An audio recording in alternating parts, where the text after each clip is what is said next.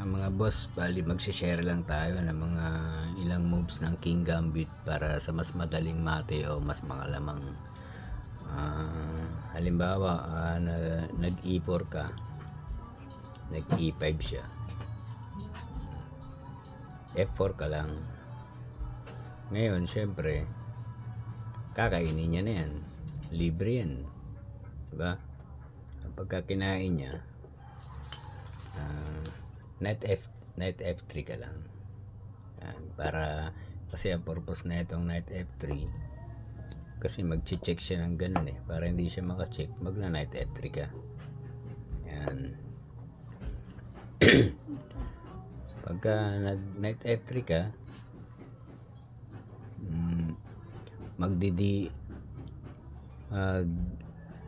DD4 yan, ba? Magdi-D4 yan. C3 ka lang, knight C3. Yan. Syempre kakainin niya na yan. Kakainin niya na yung pawn. Kasi pagka inurong niya pa yan dito, knight E2 ka, pantay na kayo. Kaya ang gagawin niyan, kakainin niya na yan. Diba? O di kakainin mo na rin. Diba? Ngayon syempre para masira yung mo, yung pyesa mo, yung position mo, tututukan niya na yan ng bishop yung horse mo. Yan. Mag-G4 na yan. Ngayon, Queen E2 ka lang. Queen E2. Yan. Ngayon, halimbawa,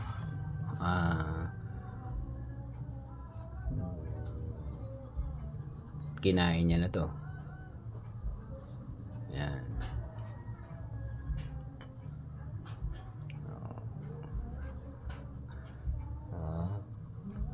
Knight F6 ka lang, mate.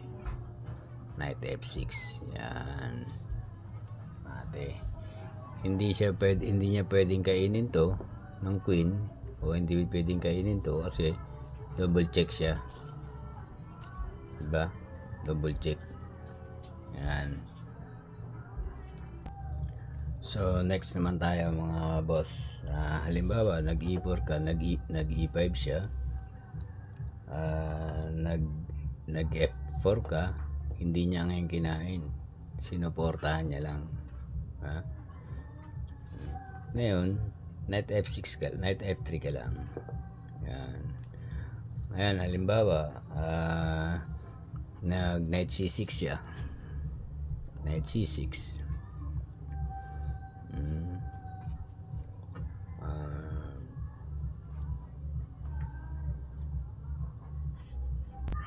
Halimbawa knight C6 siya, bishop C4 ka lang, bishop C4.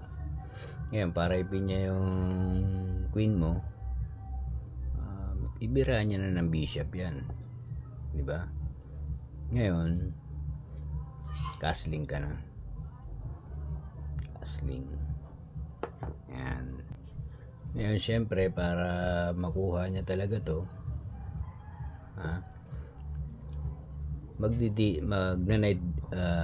knight D4 ka, knight D4 siya. Ngayon pag knight D4 siya, captured mo na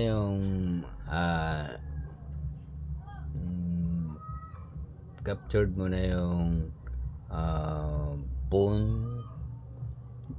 F7. Yan. Siyempre kakainin niya yan, di ba? Kakainin niya yan. Pagka kinain niya yan, mag-G5 ka, knight G5. Imbis na kainin mo to, mag-knight G5 ka. Check. Ngayon, ang nasa isip niya, dahil lamang na siya, pwede niyang kainin to, di ba? Ayan ang nasa isip niya kasi pagka kinain niya to, kakainin niya rin to, di ba? Pero hindi niya kakainin yan, kasi pagka kinain niya yan, diba, check siya, pagka kinain niya yan, kakainin mo ngayon yung queen. Hindi niya ngayon ito makakain kasi check siya, di ba?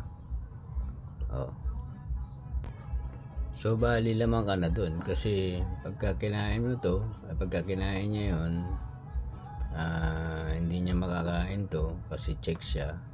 So lamang ka na ng queen at bishop kasi kakainin mo na to, di ba? Makain niya man to, rock lang yun yung nakain mo, queen, di ba? So okay mga boss, bali ito yung pangatlo. Halimbawa, nag-e4 siya, nag-e5 siya, nag-e4 ka, nag-e5 siya, nag-f4 ka, kinain niya, tapos nag-f3 ka lang. Ngayon, para maalis to, para makapag-check siya dito, pag-check siya dito, maalis dapat yung horse mo. So yan, mag G5 siya. Ngayon, pag nag G5 siya, knight C3 ka lang. Yan, knight C3. Tapos atakayin niya na yan, syempre. Mag G4 siya. Mag E5 ka lang, knight E5 ka. Ngayon, pagka nag knight E5 ka, mag-check na yan siya dito. Pagkakataon niya na yan di ba? Ngayon, harangan mo lang yan ng pawn. G3 ka lang. Siyempre, kakainin niya na yan, di ba? Kasi ang purpose niyan ganito, open check, di ba? Makukuha niya yung rook, di ba? Yun ang ano niyan Ngayon, lalabang ka na ngayon dyan ng queen to queen. Kung papayag siya, kakainin mo na to, di ba? Pero syempre, dahil gusto niyang mga lamang, di ba? Mag G2 siya, pawn D2. Ngayon, kakainin mo na to. Di ba? Kakainin mo na yan, pero lamang na siya. Kasi may queen ka na, tapos nakain mo pa yung rook niya. Di ba?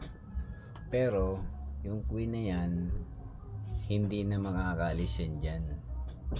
Di ba? Ngayon, di ikaw natitira. H5 ka ngayon. Pag nag H5 ka, hindi naman siya pwedeng mag knight 6, knight H6. Kasi pag nag knight H6 siya, tutulak mo lang to, kukuha mo na yan Pag nakuha mo na to, mati siya, di ba?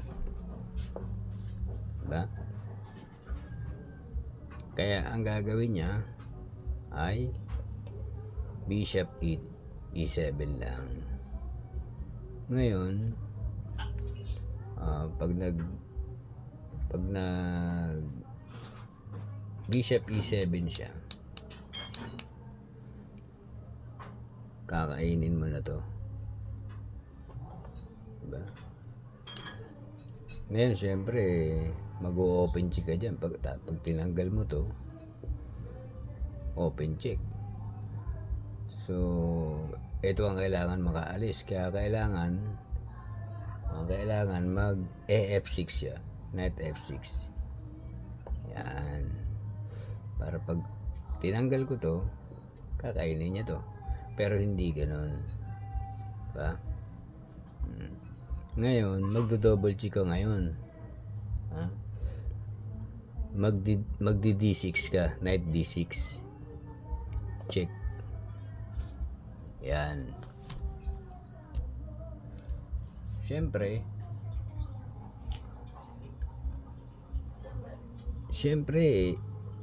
pag dito niya inilagay yan, mati siya.